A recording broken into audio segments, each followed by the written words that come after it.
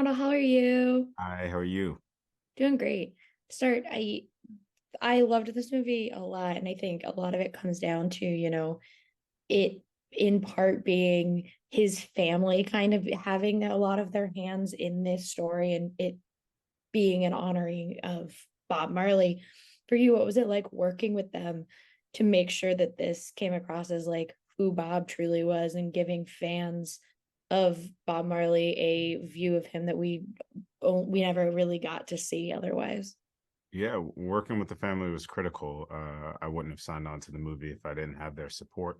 From day one, Ziggy and I saw eye to eye.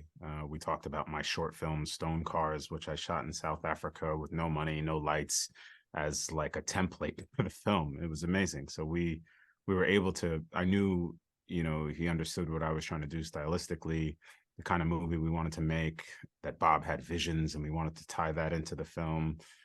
We wanted to make something cinematic that had energy, that made you laugh, made you cry, made you sing, made you dance, had all the emotions, the full range of spectrum. And that, we weren't making a traditional biopic. We were making a foreign language film with no subtitles. And that's not easy to do. And so, yeah, we were aligned from day one. I felt like I had a spiritual supporter of the film. He helped so much in corralling sort of the right energy for the film. Having it was almost like having Bob on set. It was kind of amazing, and I felt that with all the family members I met, from Rita to Sadella to Steven to Rohan. Everybody I met had a bit of Bob in them, and it was quite special. And we met other people in his inner circle. We had Neville Garrick, who was his artistic director, as our consulting producer on the set. We had Faye Ellington.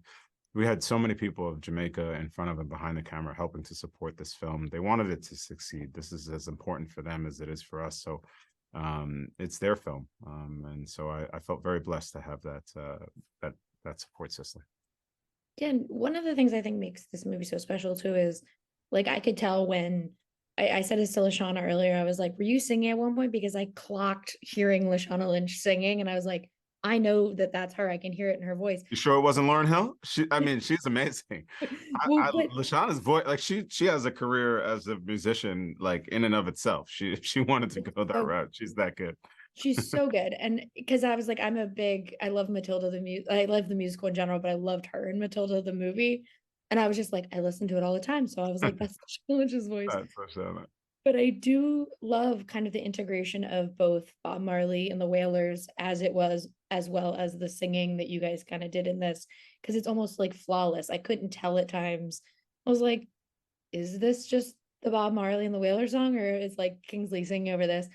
What for you is the most important part about making that music come to life in a way that was seamless so we didn't have those disjointed moments of like, well, that he's not singing, but like I never had that in this. Yeah, it's all about the movie. What part of the song, when songs come out. I never wanted the music to feel like an addendum to the story, or we're in a musical. In the same way in King Richard, the tennis should never just feel like we're just playing tennis. It comes out of the storytelling. And so we shot it in a way that you felt that way. And it was intimate, whether Bob was writing or creating music in the room. It's not he just goes into song. It's how we get into song through conversation. And, look, we had tremendous performers, obviously in Kingsley and Lashana to be able to do that, but they're surrounded by real musicians. Real musicians know what it's like to be in a room when you're working with Aston Barrett, who's Family Man's son. He Mhm. knew what his dad was like, or David Kerr, who plays Junior Marvin, who's Junior Marvin's actual son. Hector Roots, Lewis, who's a real musician. We were in a true jam session. When I called cut, they were still jamming out. So it was amazing. Like we put our actors into a situation that was real.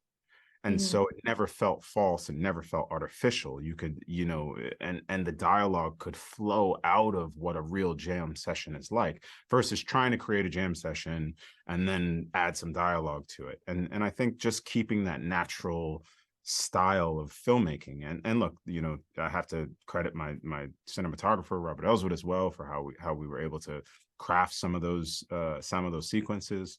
But amazing, just amazing talent, cast that we were able to craft that.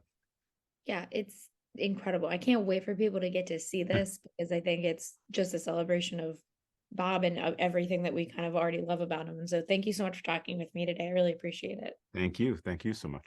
Have a great one. Okay, bye-bye.